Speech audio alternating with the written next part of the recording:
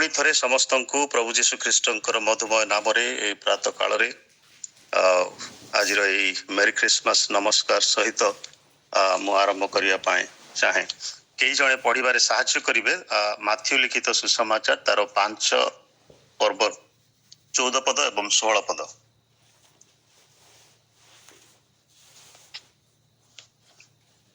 तुम्हें मैंने जगतर ज्योति पर्वत उपरे स्थापित नगर गुप्त होई रही न पारे। केवल लोक मैंने दीप जली माण तले रखती नहीं, मात्र दीप रुख उपरे रखती, सेथिरे ता गृहरे थिबा समस्त लोकों को आलोक दिए। से प्रकारे तुम्हमानकर आलोक लोकमानकर साक्षातरे प्रकाश पाऊ, जेपरि से माने तुम्हमानकर सत्कर्म देखि तुममानकर स्वर्गस्थ पितांकर महिमा कीर्तन करिवे। आमेन। धन्यवाद। आस माने पदे प्रार्थना करिबा। पवित्र परमेश्वर तुमर पवित्र एवं जीवंत वाक्य पाई आमे तुमर धन्यवाद करूछु। आज ये विशेष दिन तुम आमको देखा देछ से तुम नामर गौरव करुछु।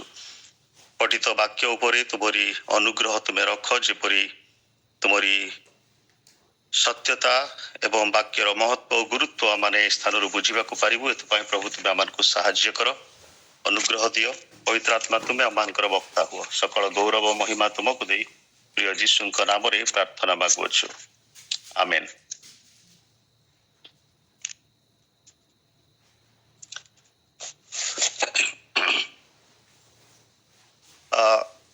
आरंभ करने पूर्वे मु गोटे कविताटे लिखी जहाँ आगु अवश्य मु पोस्ट करी जहाँ क्या किंतु आउ गोटे छोट जीशु राजन नामक गोटे कविताटे लिखी गीतटे। आसिले जीशु राजन सरग सुख तेजी, प्रवेशिले धरारे मानव वेश साजी, करबाकू उद्धार पापी नरर आजी, परित्राता सेई जगत पाई जन्म पूर्वे कहिले भाववादी, कुमारी गर्भे जन्मिबे जीशु, रहिबे साथे इमानुएल होई, करबाकू दूर दुख शोक व्याधि, जन्मी छंती जीशु राजन आजी। सारा जगते खुशी आनंद शांति, गाइले दूत आनंदे ए गीति, जीशु निकटे आसिले मिलई मुकति, सेही एका जगतर ज्योति, करबाकू दूर पापतम नासी, जन्मी छंती जीशु राजन आजी। Praise the Lord. बर्तरा माने जहा वाक्य पाठ कलु से माने देखुछु जे तुम्हे माने जगतर ज्योति। बड़दिन संवाद आपण माने डिसेम्बर 1 तारिख रु प्राय समस्ते शुणी आछंती एवं विभिन्न परिप्रेक्षी रे प्रभुंकर दास दासी माने विभिन्न वाक्य आपण मानकु देई आछंती बा हमें समस्ते शुणी अछु। एई जे कथाटी वर्तमान माने पाठ कलु जे तुम्हे माने जगतर ज्योति, ए कथा प्रभु जीशु आमानकु कहउछंती। आज आलोकरे सज्जित विभिन्न सहर नगर घर द्वार एवं एपरिकी मंडली समस्ते लाइट रे सबु जगह सजेइछंती, जेमिति अन्य माने आलोक देखिबे बा ज्योति देखिबे। किंतु प्रभु जीशु काहेकि ए कथा ए स्थान रे कहिछंती आ काहेकि ए टेक्स्ट आज मु नेइछि, तो अनेकंक मन रे किछि चिंता मध्य आंदोलित होउथिबो बा आलोड़ित हेउथिबो।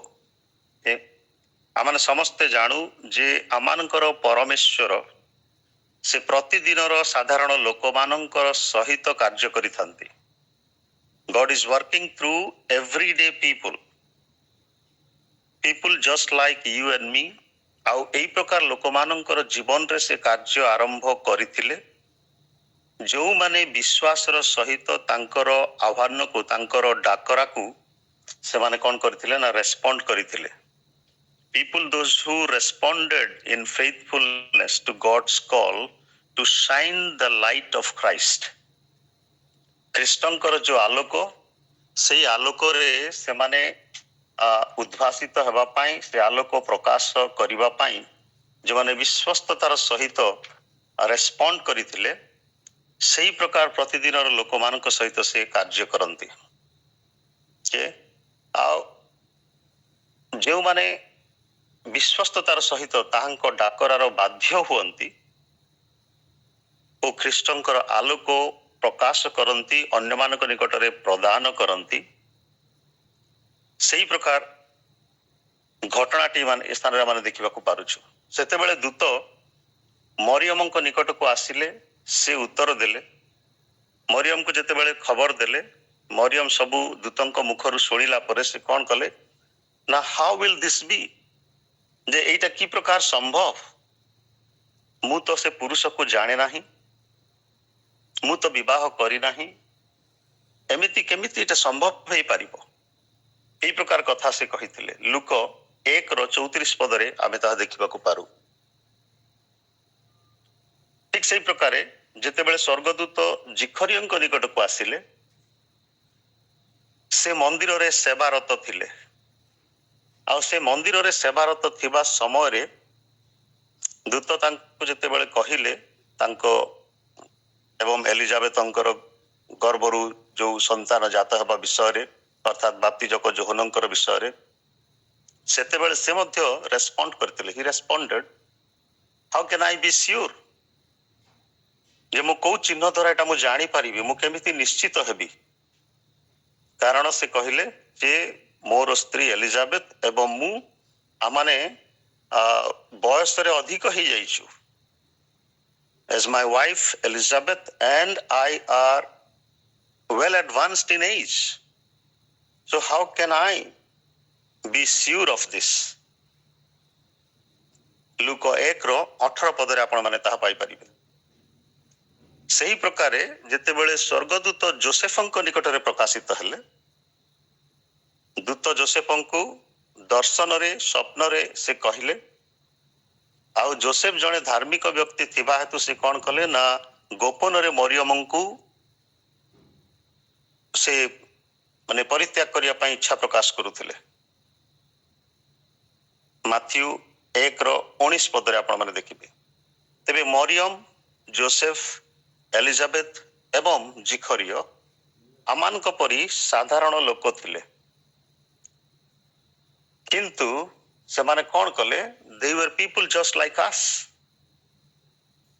but when they were invited, ଯେତେବେଳେ ସେମାନଙ୍କ ନିକଟରେ ଏକ ଡାକରା ଆସିଲା, ଗୋଟେ ଆହ୍ୱାନ ଆସିଲା, କଣ ପାଇଁ? To shine the light of Christ, ଖ୍ରୀଷ୍ଟଙ୍କର ଆଲୋକକୁ ପ୍ରକାଶ କରିବା ନିମନ୍ତେ, ଖ୍ରୀଷ୍ଟଙ୍କର ଜ୍ୟୋତିକୁ ପ୍ରକାଶ କରିବା ନିମନ୍ତେ ସେମାନଙ୍କ ନିକଟରେ ଯେତେବେଳେ ଗୋଟେ ଡାକରା ଆସିଲା, ସେମାନେ କଣ କଲେ ନା, they responded with faith and they allowed God, ସେମାନେ ପରମେଶ୍ୱରଙ୍କୁ କଣ କଲେ, ଅନୁମତି ଦେଲେ to shine the light of Christ through them and in them। କେବଳ ସେତିକି ନୁହେଁ, to an act of obedience, ବାଧ୍ୟତାର ସହିତ ସେମାନେ ରେସ୍ପଣ୍ଡ କଲେ, ଉତ୍ତର ଦେଲେ, ବାଧ୍ୟ ହେଲେ, ଯଦ୍ୱାରା ପରମେଶ୍ୱର ସେମାନଙ୍କର ଜୀବନରେ ହସ୍ତକ୍ଷେପ କଲେ। ସେମାନେ ଯୋଉ ପ୍ରକାର ପରିସ୍ଥିତିରେ ଥିଲେ, ଗୋଟେ ପ୍ରକାର ସନ୍ଦେହରେ ଥିଲେ, ଗୋଟେ ପ୍ରକାର ଅବିଶ୍ୱସ୍ତତାର ମଧ୍ୟରେ ଥିଲେ, ଗୋଟେ ଅନସର୍ଟେନିଟି, ଅନିଶ୍ଚିତତାର ମଧ୍ୟରେ ସେମାନେ ରହିଥିଲେ। ଯୋଉ ପ୍ରକାର ପରିସ୍ଥିତି ସେମାନଙ୍କର ଥିଲା, ଚାରିପାର୍ଶ୍ୱକୁ ସେମାନେ ଯଦି ଦେଖିବେ, if they looked at all their circumstances, ଏବଂ ସେମାନଙ୍କର ବୟସକୁ ଯଦି ଦେଖିବେ, ତାହେଲେ ନିଶ୍ଚିତ ଭାବରେ ଏହା ମନେ ହଉନଥିଲା ଯେ ଏଟା କେମିତି ସମ୍ଭବ ହବ। ଆଉ ସେଥି ନିମନ୍ତେ ସେମାନେ କଣ କଲେ, yet when they allowed God to interrupt their everyday lives, ଏଥିରେ ଆମେ ମୁଖ୍ୟ କଥା ଶିଖିବା, ordinary becomes the extraordinary, ସାଧାରଣ ବିଷୟ ଅସାଧାରଣ ବିଷୟରେ ପରିଣତ ହେଲା। when they allowed God to interrupt in their lives with an act of obedience, ବାଧ୍ୟତା ହେବା ଦ୍ୱାରା, ବାଧ୍ୟତାର ସହିତ ପରମେଶ୍ୱରଙ୍କ ବିଶ୍ୱସ୍ତତାର ସହିତ ପରମେଶ୍ୱରଙ୍କ ଡାକରାର ବାଧ୍ୟ ହେବା ଦ୍ୱାରା ପରମେଶ୍ୱର ଯେତେବେଳେ ଇଣ୍ଟରଫିୟର କଲେ, ଇଣ୍ଟରାପ୍ଟ କଲେ ସେମାନଙ୍କର ପ୍ରତିଦିନର ଜୀବନରେ, ଅର୍ଡିନାରୀ ବିଷୟ, ସାଧାରଣ ବିଷୟ ଏକ୍ସଟ୍ରା ଅର୍ଡିନାରୀ ହେଇଗଲା ତାଙ୍କ ଜୀବନରେ। ପ୍ରେଜ୍ ଦ ଲର୍ଡ, ହାଲେଲୁୟା। ସେଇ ଚମତ୍କାରକୁ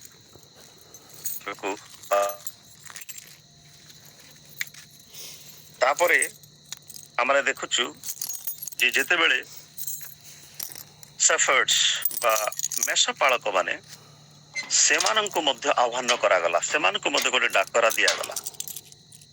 ଲୁକ 2:8 ଟିକେ ପଢିବା। ଲୁକ 2:8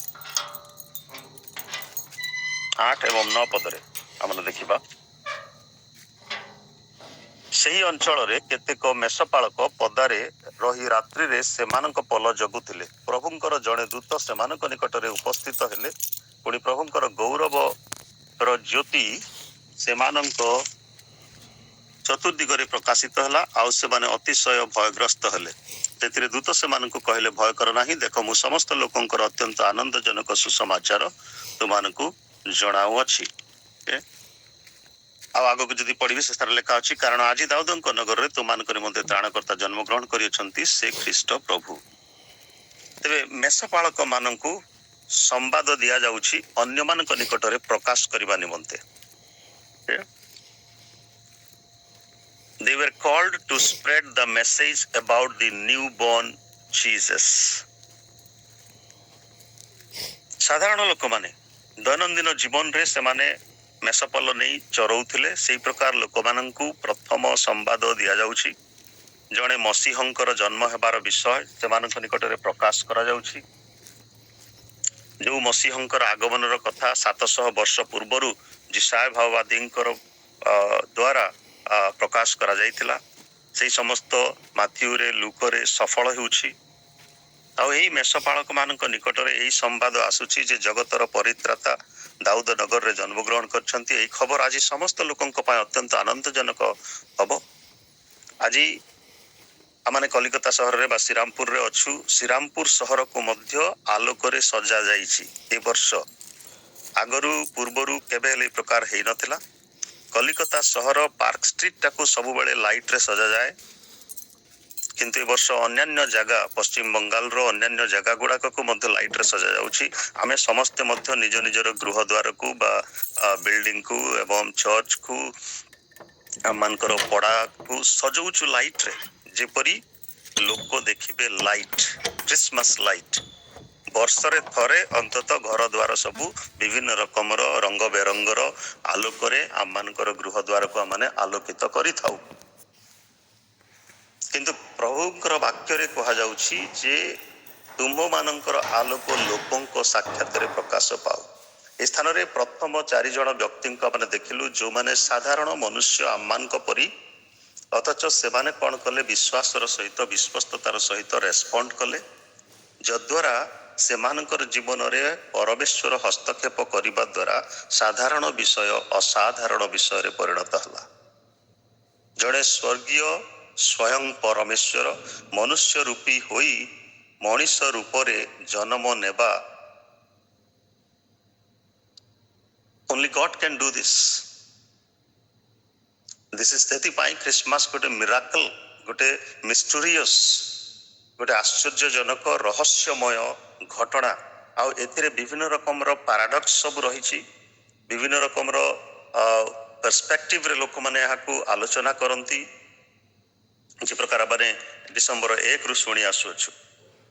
ଏ ସ୍ଥାନରେ ଆମେ ଦେଖୁଛୁ ଯେ ପଣ୍ଡିତ ମାନେ, କେତେକ ପଣ୍ଡିତ, ଆମେ ସମସ୍ତେ ସାଧାରଣ ଭାବରେ 3 ଜଣ ପଣ୍ଡିତ ବୋଲିକରି କହିଥାଉ। ସେମାନଙ୍କର ଗିଫ୍ଟ ଯାହା ସେମାନେ ଦେଇଥିଲେ, ସୁନା, କୁନ୍ଦୁରୁ, ଗନ୍ଧରସ, ହୁଏତ ପ୍ରତ୍ୟେକ ଜଣ ଗୋଟେ ଗୋଟେ ଜିନିଷ ସେମାନେ ଆଣିକିରି ଶିଶୁ ରାଜାଙ୍କୁ ସେମାନେ ଉପହାର ଦେଇଥିଲେ। ଲେଖା ଅଛି ଯେ ପୂର୍ବ ଦେଶର କେତେକ ପଣ୍ଡିତ ସେମାନେ କ'ଣ କରିବା ପାଇଁ ଆସିଥିଲେ ନା ପ୍ରଣାମ କରିବା ନିମନ୍ତେ ସେମାନେ ଆସିଥିଲେ।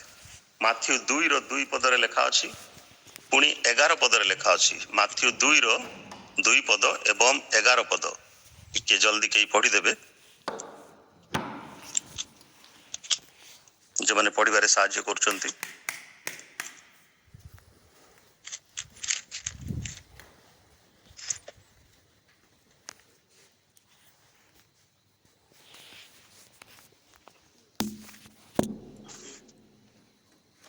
ମାଥ୍ୟୁ 2:2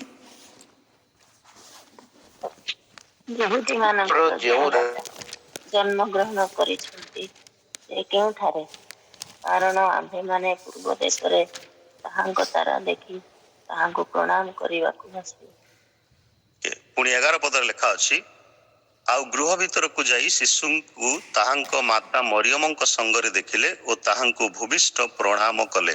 ପୁଣି ଆପଣା ଆପଣା ପେଡ଼ି ଫିଟାଇ ସୁନା କୁନ୍ଦୁରୁ ଓ ଗନ୍ଧରସ ତାହାଙ୍କୁ ଦର୍ଶନ ଦେଲେ। ଦେଖନ୍ତୁ, ପ୍ରଣାମ କରିବା କଥା ଏ ସ୍ଥାନରେ ଲେଖା ଅଛି। ଆମମାନେ ସାଧାରଣତଃ ଅଳ୍ପ ବୟସ୍କ ଲୋକମାନେ ବହୁ ବୟସ୍କ ଲୋକମାନଙ୍କୁ ବା ଜ୍ୟେଷ୍ଠ ଲୋକମାନଙ୍କୁ ପ୍ରଣାମ କରିଥାନ୍ତି ସମ୍ମାନ ଆଦର ଦେବା ଅଭିପ୍ରାୟରେ। କିନ୍ତୁ ଏ ସ୍ଥାନରେ ମାନେ ପଣ୍ଡିତ ମାନେ ଆଉ ଅନ୍ୟାନ୍ୟ କ୍ଷେତ୍ରରେ କୁହାଯାଏ ଯେ ରାଜା ମାନେ, ସେମାନେ ମଧ୍ୟ ଥିଲେ ରାଜା, ଆଉ ସେ ରାଜା ମାନେ ଆସିଛନ୍ତି ପ୍ରଣାମ କରିବା ପାଇଁ ଗୋଟେ ଶିଶୁ ରାଜାଙ୍କୁ। ତାମାନେ ଶିଶୁ ଯୀଶୁ ରାଜା ଭାବରେ ସେ ଜନ୍ମ ଗ୍ରହଣ କରିଛନ୍ତି, କିନ୍ତୁ ଗୋଟେ ସାଧାରଣ ଭାବରେ ସେ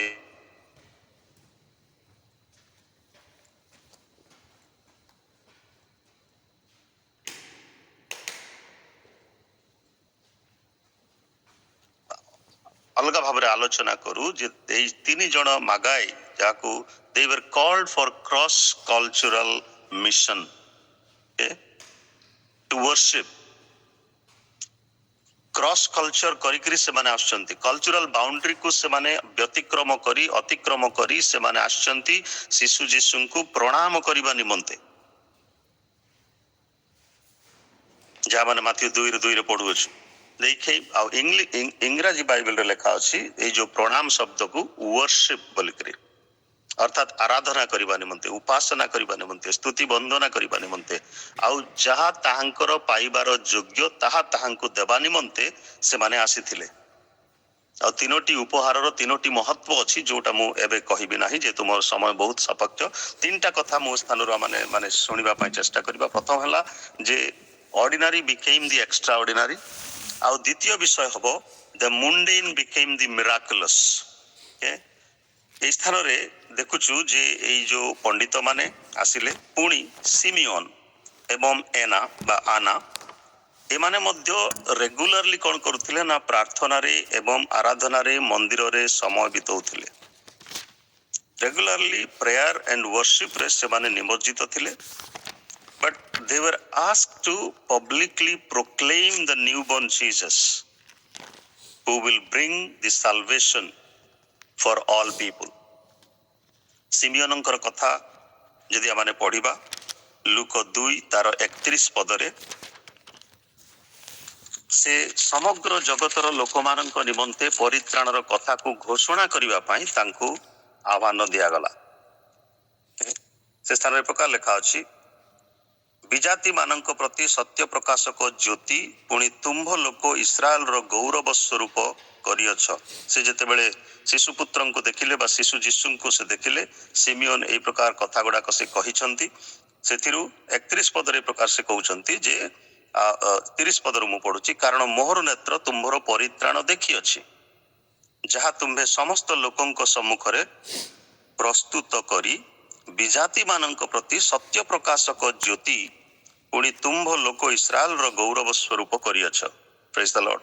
ତେବେ ଆଜି ଯୋଉ ଜ୍ୟୋତି, ଯୋଉ ଆଲୋକ ଆମମାନେ ସଜାଡୁଛୁ, ବର୍ଷରେ ଥରେ ସଜାଡୁଛୁ। ପ୍ରଭୁ ଯୀଶୁ କହିଲେ ତୁମେ ମାନେ ଜଗତର ଜ୍ୟୋତି, ଆଉ ଯଦି ତୁମେ ମାନେ ଜଗତର ଜ୍ୟୋତି ତାହେଲେ ସବୁବେଳେ ତୁମେ ମାନେ ଜଳିବା ଦରକାର। ତୁମମାନଙ୍କର ଆଲୋକ ପ୍ରତ୍ୟେକ ଦିନ ପ୍ରଜ୍ୱଳିତ ହେବା ଆବଶ୍ୟକ। ବର୍ଷରେ ଥରେ କାହିଁକି ସଜେଇବ? ପ୍ରତିନିୟତ ଆମମାନେ ଆଲୋକରେ ଉଦ୍ଭାସିତ ହେବା ଆବଶ୍ୟକ। ଆଲୋକ ଲୋକଙ୍କ ନିକଟରେ ପ୍ରକାଶ କରିବା ଆବଶ୍ୟକ। ଯେଶାୟ 9:2 ପଦରେ ଲେଖାଗଲା, ପୂର୍ବେ ଯେଉଁ ଗୋଷ୍ଠୀ ଅନ୍ଧକାରରେ ବାସ କଲେ ସେମାନେ ମହା ଆଲୁଅ ଦେଖିଅଛନ୍ତି। ଅନ୍ଧକାରରେ ଥିବା ଲୋକମାନେ ଆଲୋକ ଯେତେବେଳେ ଦେଖନ୍ତି ସେତେବେଳେ ସେମାନଙ୍କର ଅନ୍ଧାର ଦୂର ହୁଏ। ଆଜି ପ୍ରଭୁ ଆମମାନଙ୍କୁ ଏ ପ୍ରକାର କଥା କହୁଛନ୍ତି ଯେ ଏଇ 4 ଜଣ ବ୍ୟକ୍ତି ବା 3 ପଣ୍ଡିତ ଏବଂ ସିମିଓନ ଏବଂ ଏନା, ଏମାନଙ୍କ ଦ୍ୱାରା ମଧ୍ୟ ସେମାନଙ୍କୁ କହୁଛନ୍ତି ଯେ ଗୋଟେ ମୁଣ୍ଡେନ ବିଷୟ କଣ ହୁଏ ନା ଗୋଟେ ମିରାକଲସ୍ ରେ ପରିଣତ ହୁଏ। ଆଶ୍ଚର୍ଯ୍ୟ ବିଷୟରେ ସେ ପରିଣତ ହେଇଯାଏ। ଆଉ ତାହା ସଦାପ୍ରଭୁ ପରମେଶ୍ୱର କରନ୍ତି।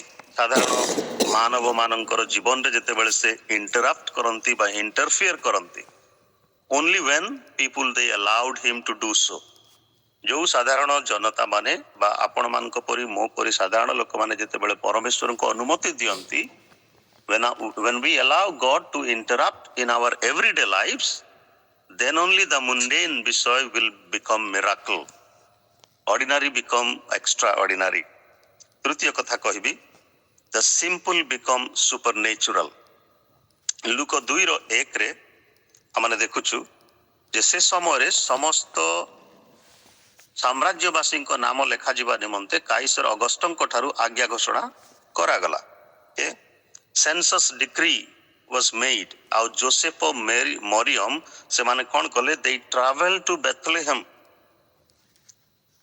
and the news that was issued, the road they traveled, that was a common way. गोटे साधारण स्तर रे बा साधारण मार्ग रे से माने गले बा अतिक्रम कले, गोटे कॉमन वे थिला. तापरे जो स्थान रे प्रभु जीशु को रखा जाइथिला सेटा होची द मेंजर के बा गुहाल कुंड. कुंड रे तांकू इन्फांट बेबी जीसस को रखा जाइथिला, सुई दिया जाइथिला. सेटा मध्ये गोटे कॉमन मटेरियल यूज करा जाइथिला. असाधारण मटेरियल नथिला गुहाल कुंडटा, गोटे कॉमन मटेरियल. लुक 2:7 रे आमे ता देखुछु. तापरे जो स्वाडलिंग क्लोथ्स आमाने कहूछु बा द लाइनिंग क्लोथ्स जो लुगारे प्रभु को गुड़ेई रखा जाइथिला बा गुड़ेई दिया जाइथिला, सेटा मध्ये प्रत्येकंकर गोटे common cloth, fine clean stripes of linen बोली करी इंग्रजी रे लिखा अछि बा कहा जाय. आ सेही प्रकार वस्त्र रे तांकू गुड़ेई गुहाल कुंड रे सुआई देइथिले, कारण बसा घरे से मानक पय स्थान नथिला. सो कॉमन थिंग मु कहबा अर्थ होची द कॉमन थिंग. जो लुगा होची it's very common to all people. आमाने मध्ये से प्रकार क्लीन स्ट्राइप्स ऑफ लाइनन रो क्लॉथ गुडा को किणुचु पिंधुचु. तो पारुचु the invitation of Christmas is to shine the light of Christ. आमान को मध्ये ए प्रकार गोटे डाकरा एमानक निकट मध्ये टंकर ज्योति को प्रकाश करिबा निमंते के आ एई कॉमन मटेरियल्स गुडा को यूज करिबा द्वारा कोन हबो, एई समस्त कॉमन मटेरियल्स गुडा को आमान यूज करूछु बा व्यवहार करूछु. आ सेथि द्वारा कोन होची the simple become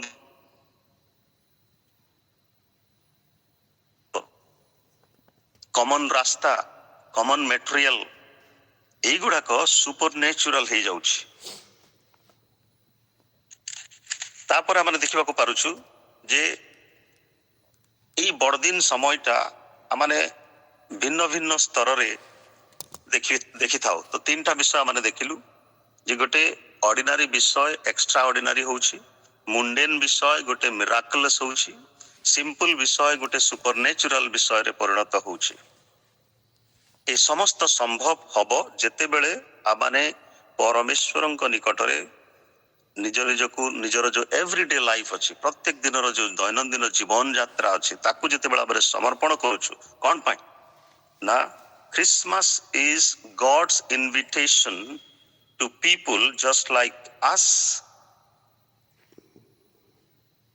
to faithful acts of obedience and public witness. दीटा विषय आम देखा पार्छु, एक्ट ऑफ ओबीडियंस एवं पब्लिक विटनेस. एठी जेते जण लोकंकर नाम मु कहिली बा माने पढिलु विभिन्न रेफरेंस रे, सेठी समस्ते ख्रीष्टंकर आलोक को प्रकाश करिसंती, ख्रीष्टंकर ज्योति को प्रकाश करिसंती. ताहांकर तारा देखि से माने आछंती तांको आराधना करिबा पई. साधारण मार्ग देखि आछंती, सेते बेले तो हवाई जहाज नथिला, से माने उडी उडी आसीथिबे. तो आज मध्य परमेश्वर साधारण लोक माननकु नै मिराकल करिबा पई चाहंती. बट आमे जदि वर्षरे थरे आलोक जळैबा, वर्षरे थरे प्रदीप जळैबा, आ वर्ष सारा कोन करूथिलु? आम मानकर आलोक जळु नथिला. प्रभु जीशु कहउछंती तुमे माने जगतर ज्योति. तेबे ज्योति जेते बेला से आमान को कहउछंती सेही ज्योति तो आम निजर नुहे, ताहांको ज्योति रे आमाने ज्योतिर्वान होउछु बा ज्योतिर्मय होउछु. ताहांको नाम ज्योतिर्मय. आ से निजर ज्योति जेते बेला आमान कोठारे देइचंती से ज्योतिटा प्रज्वलित हेबा दरकार. सेति पई लोकलिखित सुसमाचार आ गोटे अंशरे लेखा गला, ତୁମ୍ଭମାନଙ୍କର କଟି ବନ୍ଧା ଥାଉ ଓ ପ୍ରଦୀପ ଜଳୁଥାଉ। ସେଦିନ ବିଭିନ୍ନ ଆକ୍ଟରେ ବା ଗୋଟେ ନାଟକରେ ମାଥ୍ୟୁ 25 ଅଧ୍ୟାୟକୁ ନାଟକରେ ମଧ୍ୟ ଲୋକମାନେ ପ୍ରକାଶ କରିଥିଲେ, ତାହା ମଧ୍ୟ ଆମେ ଦେଖିଛୁ। ତେବେ ଆଜି ମଧ୍ୟ ପରମେଶ୍ୱର ଆମମାନଙ୍କୁ ଆମମାନଙ୍କର ଗୃହ ଦ୍ୱାରକୁ ଯୋଉ ଲାଇଟରେ ଆମେ ସଜଉଛୁ, ଯୋଉ ଆଲୋକରେ ଆମେ ସଜଉଛୁ, ପ୍ରକୃତ ଆଲୋକ ବାସ୍ତବ ଆଲୋକରେ ସଜ୍ଜିତ ହେବା ପାଇଁ ଆମମାନଙ୍କୁ ସେ ଆହ୍ୱାନ ଦଉଛନ୍ତି। is giving us an invitation. Christmas is not for us. ଏଇ ଯୋଉ ବଡ଼ଦିନ ଆମେ ପାଳନ କରୁଛୁ ତାହା ଆମ ପାଇଁ ପ୍ରଯୁଜ୍ୟ ନୁହେଁ। ଆମର ମଣ୍ଡଳୀର କେତେକ ଭାଇ ଭଉଣୀ ମାନେ ଅଛନ୍ତି, ଏପରିକି ଜଣେ ପାଳକ ଅଛନ୍ତି, ବଡ଼ଦିନରେ ସେ ଅନ୍ୟମାନଙ୍କ ନିକଟରେ ସୁସମାଚାର ଦେବା ନିମନ୍ତେ ଚାଲି ଯାଆନ୍ତି ପରିବାର ସହିତ। ସେ ଆଗରୁ କହିଦିଅନ୍ତି ଯେ ବଡ଼ଦିନରେ ଆମେ ଯିବୁ ଅନ୍ୟମାନଙ୍କୁ ସୁସମାଚାର ଦେବା ନିମନ୍ତେ, ବାଇବେଲ ଡିଷ୍ଟ୍ରିବ୍ୟୁସନ କରିବା ନିମନ୍ତେ, ଟ୍ରାକ୍ ଡିଷ୍ଟ୍ରିବ୍ୟୁସନ କରିବା ନିମନ୍ତେ। ଅନ୍ୟାନ୍ୟ ସମୟରେ ମଧ୍ୟ ଯାଆନ୍ତି, କେବଳ ବଡ଼ଦିନରେ ହିଁ ଯାଆନ୍ତି ତାହା ନୁହେଁ। But this is an invitation and opportunity for us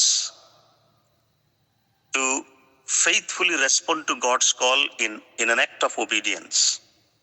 ଆମମାନଙ୍କର ବିଶ୍ୱସ୍ତତାର ସହିତ ପରମେଶ୍ୱରଙ୍କର ଆହ୍ୱାନକୁ, ପରମେଶ୍ୱରଙ୍କର ଡାକରାର ବାଧ୍ୟ ହେବା ଦରକାର। ତାପରେ ପବ୍ଲିକ ୱିଟନେସ୍ ପାଇଁ ପ୍ରସ୍ତୁତ ହେବା ଦରକାର।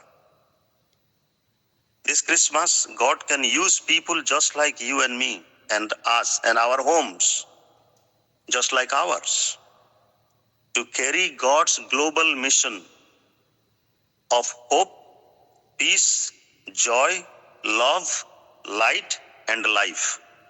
এই ପ୍ରଭୁ ଯୀଶୁ ଖ୍ରୀଷ୍ଟଙ୍କର ଜନ୍ମଦିନରେ କେତେ ଗୁଡ଼ାଏ ବିଷୟ ଆମମାନଙ୍କୁ ମିଳିଥାଏ ଦେଖିବାକୁ, ଯେ ଆମମାନଙ୍କ ନିମନ୍ତେ ଗୋଟେ ଗ୍ଲୋବାଲ ମିଶନର ଅପରଚ୍ୟୁନିଟି ରହିଛି, ଯୋଉଠି ଲୋକମାନଙ୍କର ଆଶା ନାହିଁ, ଆଶାହୀନ ଲୋକମାନଙ୍କ ଜୀବନ ପାଇଁ, ନିରାଶାରେ ଥିବା ଲୋକମାନଙ୍କର ପାଇଁ ଆଶା ସଞ୍ଚାର କରିବା ନିମନ୍ତେ, ଅଶାନ୍ତିର ବାତାବରଣ ଭିତରେ, ଅଶାନ୍ତିର ପରିସ୍ଥିତି ଭିତରେ ରହିଥିବା ଲୋକମାନଙ୍କ ନିକଟରେ ଶାନ୍ତି ପ୍ରଚାର କରିବା ପାଇଁ, ଶାନ୍ତି ପ୍ରତିଷ୍ଠା କରିବା ପାଇଁ, ଶାନ୍ତିର ବାର୍ତ୍ତା ଶୁଣେଇବା ପାଇଁ, ଆଣିବା ପାଇଁ, ପୁଣି ଯୋଉମାନେ ଦୁଃଖରେ ଅଛନ୍ତି, ଶୋକରେ ଅଛନ୍ତି, ସନ୍ତାପରେ ଅଛନ୍ତି, ସେମାନଙ୍କ ନିକଟରେ ଆନନ୍ଦ ଆଣିବା ପାଇଁ, ପୁଣି ଯୋଉମାନଙ୍କର ଜୀବନରେ ପ୍ରେମର ମହତ୍ଵ ବୁଝନ୍ତି ନାହିଁ, ସେମାନଙ୍କ ନିକଟରେ ପ୍ରେମର ପରିପ୍ରକାଶ କରିବା ପାଇଁ ଏକ ସୁଯୋଗ ପ୍ରଭୁ ଆମମାନଙ୍କୁ ଦେଇଛନ୍ତି। ଯେମିତି ଯୋହନ 3:16 କୁହାଗଲା, କାରଣ ଈଶ୍ୱର ଜଗତକୁ ଏଡ଼େ ପ୍ରେମ କଲେ ଯେ ସେ ଆପଣର ଅଦ୍ୱିତୀୟ ପୁତ୍ରଙ୍କୁ ଦାନ କଲେ। ପ୍ରେମର ପରାକାଷ୍ଠା ସେଠାରେ ଆମେ ଦେଖିବାକୁ ପାରୁଛୁ। ଗୋଟେ ସାର୍ବଜନୀନ ପ୍ରେମରେ ପ୍ରଭୁ ଯୀଶୁ ଆମମାନଙ୍କୁ ପ୍ରେମ କଲେ। କେବଳ ଜିହୁଦୀ ମାନଙ୍କୁ ପ୍ରେମ କରିନାହାନ୍ତି, କେବଳ ଖ୍ରୀଷ୍ଟିଆନ ମାନଙ୍କୁ ବା ଯୋଉମାନେ ଖ୍ରୀଷ୍ଟଙ୍କ ପଛରେ ଗମନ କରୁଛନ୍ତି ସେମାନଙ୍କୁ ପ୍ରେମ କରିନାହାନ୍ତି, ସମଗ୍ର ଜଗତର ଲୋକମାନଙ୍କୁ ସେ ପ୍ରେମ କରିଛନ୍ତି। ତେଣୁ we see hope, peace, joy, love, ତାପରେ light, ଜ୍ୟୋତି ଆମେ ଦେଖିବାକୁ ପାରୁଛୁ। ଅନ୍ଧକାରବାସୀ ସେମାନେ ଜ୍ୟୋତି ଦେଖିଛନ୍ତି, ସେ ମହା ତାରା ଦେଖିଛନ୍ତି, ମହା ଆଲୋକ ଦେଖିଛନ୍ତି। ପୁଣି ଜୀବନ, ଆମେ ଯୋହନ 10:10 ପଢୁଛୁ ଯେ ମୁଁ ଆସିଅଛି ଯେପରି ତୁମାନେ ଜୀବନ ପାଅ, ସେ ଜୀବନ ଦେବା ନିମନ୍ତେ ଆସିଛନ୍ତି। So this Christmas, would you shine the light of Christ? ବର୍ଷରେ ଥରେ ଆପଣଙ୍କର ଜ୍ୟୋତି ପ୍ରକାଶ କରିବେ ନା ପ୍ରତିଦିନ ଆପଣଙ୍କର ଜ୍ୟୋତିକୁ ପ୍ରକାଶ କରିବେ? ଏବଂ ଆପଣ କଣ ସେଇ ପବ୍ଲିକ ୱିଟନେସ୍ ହେବା ନିମନ୍ତେ ପ୍ରସ୍ତୁତ କି ପବ୍ଲିକ ୱିଟନେସ୍ କେବଳ ଇଭାଞ୍ଜେଲିଷ୍ଟ ମାନେ କରିବେ, ସୁସମାଚାର ପ୍ରଚାରକ ମାନେ କରିବେ, ମିଶନାରୀ ମାନେ କରିବେ, ଅଭିଷିକ୍ତ ପାଳକ ମାନେ ହିଁ କରିବେ?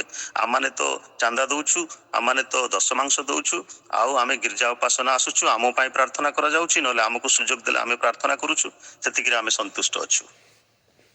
ଏହି ପ୍ରକାର ଚିନ୍ତାଧାରାର ମଧ୍ୟ ଅନେକ ଲୋକମାନେ ଅଛନ୍ତି। ସେଥିପାଇଁ ଏ ବଡ଼ଦିନ ଆମମାନଙ୍କ ନିମନ୍ତେ ଗୋଟେ ଆତ୍ମଚିନ୍ତନ ହଉ, ଆତ୍ମ ଅନୁସନ୍ଧାନ କରିବାର ବିଷୟ ହଉ, ଏବଂ ପରମେଶ୍ୱରଙ୍କର ଏ ସମସ୍ତ ଯୋଉ ସାଧାରଣ ବିଷୟ ଗୁଡାକ, କମନ ପିପୁଲ, ଏଭ୍ରିଡେ ପିପୁଲ, ଆମେମାନେ ମଧ୍ୟ ଏଭ୍ରିଡେ ପିପୁଲ, ଆଉ ଆମମାନଙ୍କୁ ପ୍ରଭୁ ଏହି ସୁଯୋଗ ଦେଇଛନ୍ତି ତାଙ୍କର ବାଧ୍ୟ ହେବା ପାଇଁ।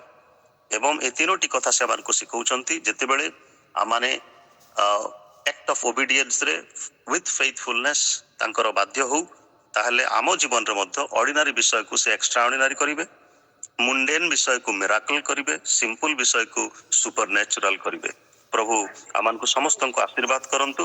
ଯେପରି ଆମେ ଏଇ ବଡ଼ଦିନରେ ପରମେଶ୍ୱରଙ୍କୁ ଅନୁମତି ଦେଉ ସେ ଆମ ଜୀବନରେ ଇଣ୍ଟରାପ୍ଟ କରନ୍ତୁ, ଇଣ୍ଟରଫିୟର କରନ୍ତୁ ଏବଂ ଆମମାନଙ୍କୁ ପବ୍ଲିକ ୱିଟନେସ୍ ହେବା ପାଇଁ ଆହୁରି ସକ୍ଷମ କରନ୍ତୁ, ଶକ୍ତିଯୁକ୍ତ କରନ୍ତୁ।